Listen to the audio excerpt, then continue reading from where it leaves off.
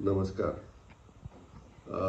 सध्या जे काही पुतळ्याचं राजकारण चाललं आहे आणि त्या निमित्तानं जी बहुजन समाजाची 2 पोरं आहेत त्यांच्यावरती ॲट्रॉसिटी दाखल झाली. खरं तर ज्या आदरणीय क्रांतिकारक राघोजी भांगरे यांचं स्मारक देवगाव इथं चालू बऱ्याच दिवसापासून समाज बांधवांची मागणी होती की त्या ठिकाणी चांगलं स्मारक झालं पाहिजे. जवळजवळ 1 कोटी रुपये खर्च करून आपण त्या स्मारकाचं काम महायुती सरकारच्या माध्यमातून सुरू केलं आहे. पण हे काम होत असताना बऱ्याच तिथं सुरुवातीपासूनही अडचणी येत होत्या आणि आता मधल्या काळामध्ये खरं तर अनावधानानं ते जे काही इंजिनियर आहेत आणि त्यांचे जे काही कामगार आहेत त्यांच्या म्हणजे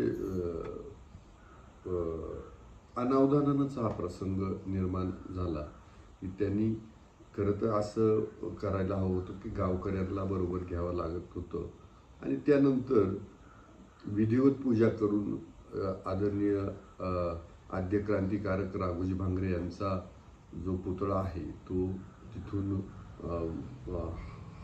हलवून विधिवतरित्या परत त्याची पुनर्स्थापना त्या खालच्या हॉलमध्ये करायची असं गावकऱ्यांकडनं ठरलं होतं. तर तशा पद्धतीनं व्हायला पाहिजे होतं. पण मला माहीत नाही की हे असं का झालं आणि असं एकदम म्हणजे याच्या आधी असं कधी होत नव्हतं की कामकाजात काही अडथळे आले. कामकाज करताना कमीत कमी आमच्या इंजिनियरला आम्हाला पूर्वसूचना दिल्या जायच्या. पण हा प्रसंग अचानक ओढवला आणि त्यावेळेला ते इंजिनियर दवाखान्यात ॲडमिट होते असं त्यांचं म्हणणं आहे. परंतु इकडं कामगारांनी आद्य क्रांतिकारक राघोजी भांगरेंचा पुतळा बाजूला केला आणि त्यांना कदाचित तेवढा समज नसावा त्यामुळं त्यांनी तो हॉलमध्ये पुतळा नेऊन ठेवला. पण त्यांचं म्हणणंही आहे की तो पुतळा आम्ही तिथं आमच्या लोकांनी स्वच्छ करून पुसून व्यवस्थित ठेवला होता. पण त्याच्यानंतर जे काही सुरू झालं त्यांनी चूक केली का? होय, त्यांनी चूक केली. तिथं त्यांनी राघोजी भांगरेंच्या पुतळ्याचं विधिवत पूजा करून विधिवत त्याची पुनर्स्थापना करायला पाहिजे होती. तर हे केलं गेलं नाही. पण याच्यामुळं फार ॲट्रॉसिटीज टाकायला पाहिजे का त्या की ज्या हातांनी तिथं काम केलंय, जे स्मारक उभं केलंय, ज्या स्मारकाची दगडं लावली, त्याचा प्लॅन तयार केला आहे, ज्यांना ब्रांजचा पुतळा तिथं बसवण्यासाठी मेघडंबरी तयार करायची होती, 6.5-7 फुटाचा पुतळा बसवायचा होता, हे सगळं करणाऱ्या माणसाला आज जेलमध्ये राहावं लागतंय. म्हणजे त्याने ही जाणून बुजून चूक केली होती का? त्याला जेलमध्येच राहावं लागावं म्हणून आपण ॲट्रॉसिटी टाकतोय. अशा 2 तरुणांवरती ॲट्रॉसिटी झाली. तो दुसरा तर एक नवीनच उमदा तरुण आहे का त्या दोघांवरती ॲट्रॉसिटी दाखल झाली. मला वाटतं याच्या आधीही अशा पद्धतीनं विनाकारण आदरणीय राजूरमध्ये विनयजी सावंतांवरती ॲट्रॉसिटी दाखल झाली होती. विनाकारण बाजीराव दराडेंवरती ॲट्रॉसिटी दाखल झाली होती आणि हीच म्हणेल त्याच्यानंतर सोडणर नावाचा कोणीतरी पिचडांचा पी त्याच्यावरती ॲट्रॉसिटी दाखल झाली होती. म्हणजे हा ॲट्रॉसिटी का दाखल केली जाते तर सरळ सरळ यातून एक दहशत निर्माण व्हावी, एक यांच्या विरोधात कुणी उभं नाही राहावं. मला शिवरायांची मेघडंबरी अकोल्यात करतानाही खूप त्रास झाला, तिथेही त्रास देण्यात आला. त्यानंतर आता राघोजी भांगरेंचं स्मारक उभं राहतंय तिथेही एवढा मोठा त्रास होतोय आणि एकीकडून मीडियावर ट्रोल करायचं यांच्याच बगलबच्च्यांनी की अकोले तालुक्यात ह्या आमदाराला काहीच करता येत नाही, राघोजी भांगरेंचा पुतळा तालुक्याच्या बाहेर होणार.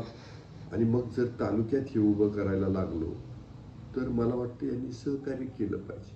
समोर आल्यावरती गोड गोड बोलायचं आणि पाठीमागून खंजीर खुपसायचा तर मला वाटतं हे काही बरोबर नाही. आता मी हे फक्त समाज बांधवांसाठी मी मीडिया पुढे येतोय की आपणच मागणी केली होती की एक मेघडंबरी व्हावी, राघोजी भांगरेंचा चांगला पुतळा व्हावा. आपणच मागणी केली होती तिथं सुशोभीकरण व्हावं, चांगलं आहे. तर तिथं किल्ल्यासारखा किल्लाच उभा केला आहे तिथं.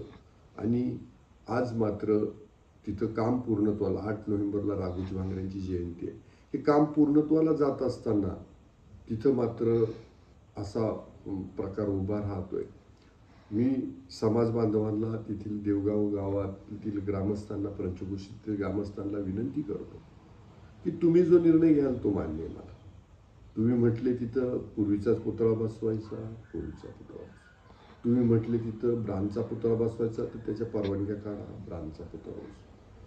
तुम्ही म्हटले की आता इथलं काम काहीच करायचं नाही तुम्ही, मी काम बंद करतो. कारण प्रत्येक चांगल्या गोष्टीत एवढे जर अडथळे येत असतील तर मलाही काम करायला कुठेतरी मर्यादा आहे. कारण मी तर कधी अडचणीत नाही आलो, पण माझ्यामुळं जर काही सहकारी काम करणारी माणसं अडचणीत येणार असेल तर त्याचं मला दुःख आहे. आणि माझ्यामुळं कुणाला त्रास होऊ नये. मला इतिहास घडवायचा आहे किंवा आद्य क्रांतिकारकांबद्दल जो आधी आदर होता, आद्य क्रांतिकारक जेवढे झालेत त्यात राघोजी भांगरे असतील, बिरसा मुंडा असतील, राया ठाकर, लक्षा ठाकर, अजून सगळेच क्रांतिकारक आहेत. यांच्याबद्दल कालही आदर होता, आजही आदर आहे आणि उद्याही आदर राहणार आहे. यांच्या राघोजी भांगरेंचं देवगाव हे जन्मगाव आहे. तिथं हा चांगला पुतळा उभा राहावा. महाराष्ट्रातून बाहेरून लोक यावीत, तिथं दर्शन घ्यावं 8 नोव्हेंबरला आणि एक क्रांती करत परत एकदा आपल्या गावाला, आपल्या भागाला जावं. 2 मेला यावं. राघोजी भांगरेंचं बलिदान जे झालंय त्याची आठवण करावी. खरं तर ठाणे कारागृहामध्ये राघोजी भांगरेंना फासावरती दिलं. पहिल्यांदा जी जयंती तिथं राघोजी भांगरेंची पुण्यतिथी झाली तर पहिल्यांदा तिथं झाली. ती त्यावेळेला पिचड साहेबांनी आणि त्यांच्या सहकारी साबळे, बाकी सगळे ही मंडळी त्यांच्याबरोबर होती. आणि त्यावेळेला त्यांनी येऊन पहिल्यांदा 12 ते 14 जणांनी साकीरवाडीमध्ये पहिल्यांदा राघोजी भांगरेंचा स्मृतिदिन केला. त्याच्यानंतर आम्ही सगळेजण एकत्र आलो आणि देवगावमध्ये, त्याच्यामध्ये अशोकराव भांगरे होते, यमाजी लामटे होते, साबळे दादा होते, मुरली नाना होते, किरण लामटे होता, या सगळ्यांनी एकत्र येऊन राघोजी भांगरेंचं स्मारक तिथं देवगावामध्ये उभं केलं. पण ते नंतर असं कुणाला जर ती खाजगी प्रॉपर्टी म्हणून वापरायची असेल, हे समाजाचं म्हणून त्यांना नसेल ठेवायचं, तर शेवटी तो त्यांचा प्रश्न आहे. तसं त्यांनी डिक्लेअर करावा. आणि गावकऱ्यांनी जर मला सांगितलं की आमदार साहेब आता तुम्हाला थांबलं पाहिजे, तर मला काम ठीक आहे, माझी जी भावना होती त्या सद्भावनेनं मी तिथं काम करत होतो. तू जर समाज सांगत असेल का थांबलं पाहिजे तर मी थांबणार आहे. आणि समाज म्हटलं तिथं आपल्याला काम चालू ठेवायचे, अजून काम करायचे, तर मी अजून काम करत राहणार आहे. तर मी समाजाला जे काही त्रास झाला असेल तर त्याबद्दल मी मनापासून दिलगिरी व्यक्त करतो. समाजाच्या कुठल्याही भावना दुखवण्याचा आजही माझा प्रयत्न नाही, उद्याही नसणार आहे.